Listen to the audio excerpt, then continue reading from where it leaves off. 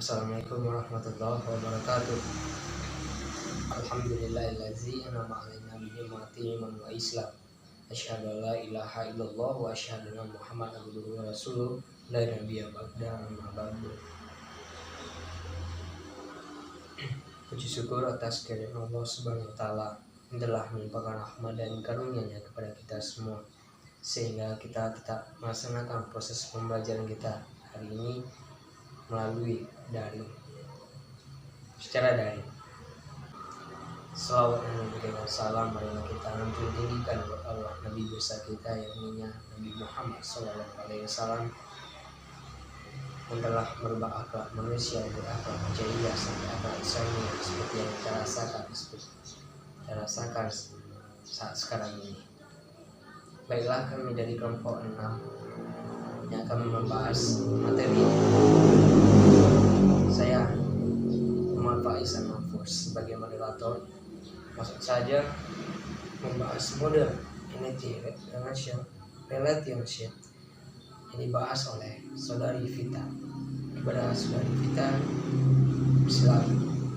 Assalamualaikum warahmatullahi wabarakatuh. Saya Vita Feroza dengan nomor WP 1910115531009094.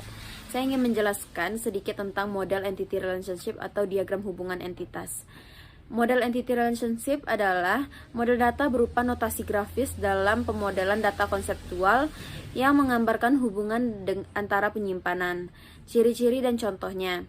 Yang pertama yaitu entitas atau entity, merupakan objek yang mewakili suatu dalam dunia nyata baik secara fisik maupun konsep.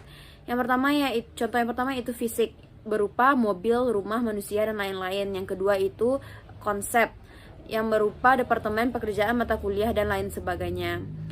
Ciri-ciri yang kedua yaitu relasi atau relationship, yaitu menyatakan hubungan terkait terhadap entitas itu sendiri.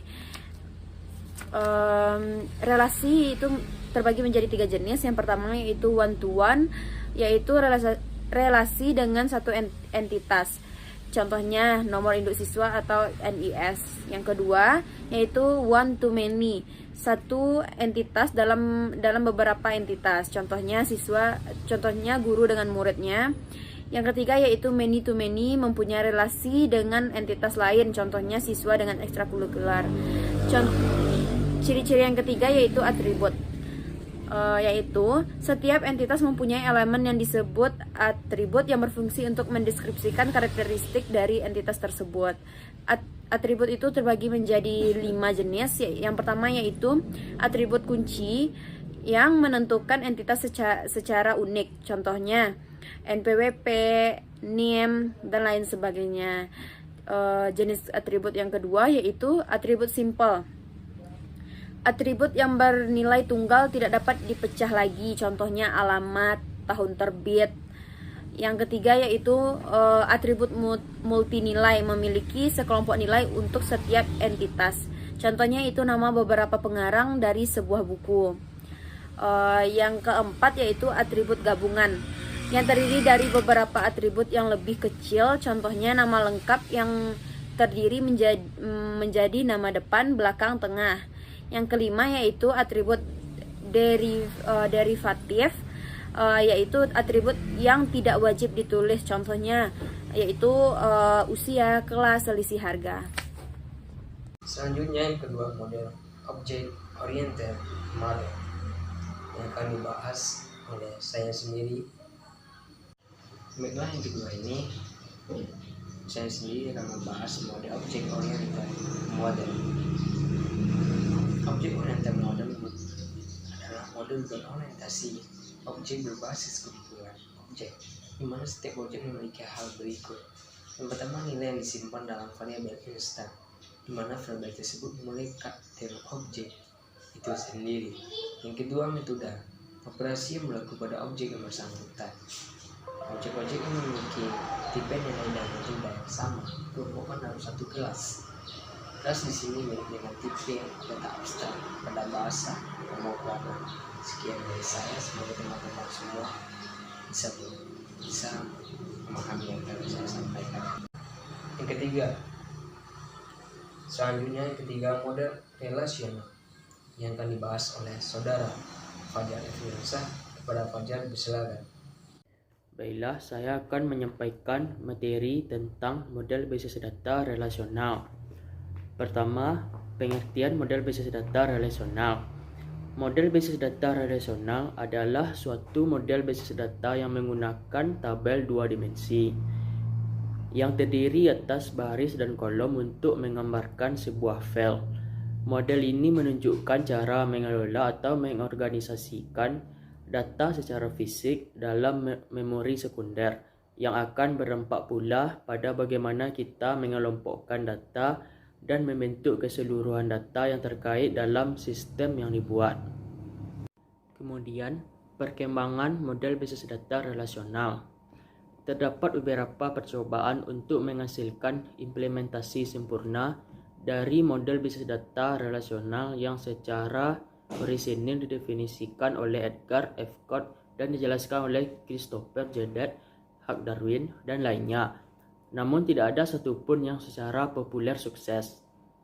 Pengembangan terbaru dari model tipe objek relasi yang berdasarkan asumsi bahwa setiap fakta dapat diekspresikan dalam bentuk satu atau lebih hubungan biner.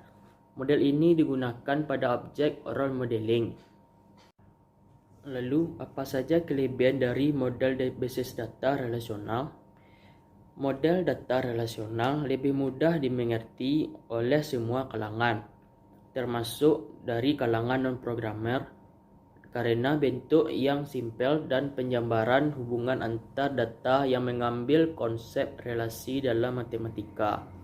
Dengan bentuk yang mudah dipahami, programmer dapat dengan mudah melakukan berbagai operasi data, misalkan query, update, edit, ataupun delete. Lalu kita masuk ke istilah-istilah dalam model basis data relasional. Istilah yang pertama yaitu relasi, yaitu sebuah tabel yang terdiri dari beberapa kolom dan beberapa baris.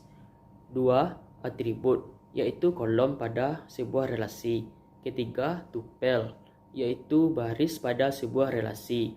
4. Domain, yaitu kumpulan nilai yang valid untuk satu atau lebih atribut. 5. Derajat, yaitu jumlah atribut dalam sebuah relasi. Terakhir yaitu cardinality, yaitu jumlah tupel dalam sebuah relasi. Lalu, inilah contoh dari model basis data relasional. Selanjutnya yang keempat, model hierarki yang akan dibacakan oleh saudari kami, yaitu Elin. Kepada saudari ini, silakan. Yang keempat yaitu model hierarki. Pengertian dari model hierarki itu adalah yaitu merupakan model data yang dimana data tersebut diatur dengan menggunakan data tree. Struktur ini dapat mewakili informasi menggunakan hubungan parent atau child. Setiap parent dapat memiliki banyak child, tapi setiap child hanya boleh memiliki satu parent. Ciri-ciri model hierarki yang pertama yaitu terdiri dari simpul-simpul yang dilambangkan dengan kotak dan lingkaran. Yang kedua yaitu pola hubungan orang tua dan anak yang disebut dengan parent-child atau yang tidak memiliki anak, atau bisa juga disebut dengan rods. Yang ketiga yaitu simpul yang memiliki anak disebut dengan daun atau leaves. Adapun contoh dari hierarki yaitu misalnya seperti seorang dosen memiliki 2 mata kuliah, jadi setiap mata kuliahnya memiliki jumlah mahasiswa yang berbeda. Misalnya mata kuliah yang pertama memiliki 3 mahasiswa dan mata kuliah kedua memiliki 2 mahasiswa. Begitu juga dengan mata kuliah lainnya. Dan yang kelima, model network yang akan dibaca oleh saudari kami Anissa. Kepada saudari Anissa, silakan. Assalamualaikum warahmatullahi wabarakatuh. Perkenalkan, nama saya Anissa Aslita, BP 19101155310054 dari kelompok 6. Saya akan menjelaskan tentang model network, yaitu merupakan model database yang diyakini sebagai cara fleksibel mewakili objek dan hubungan mereka. Model ini memiliki fitur istimewa.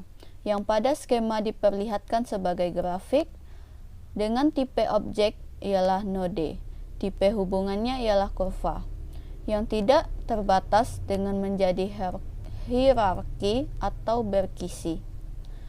Selanjutnya yaitu ciri-ciri dari model network. Ciri-cirinya yaitu: 1. Setiap entitas mempunyai induk dan banyak anak. Yang kedua, sedikit terdapat data rangkap. 3. Lebih banyak terdapat hubungan antar entitas, sehingga akan menambah informasi hubungan yang harus disimpan dalam database.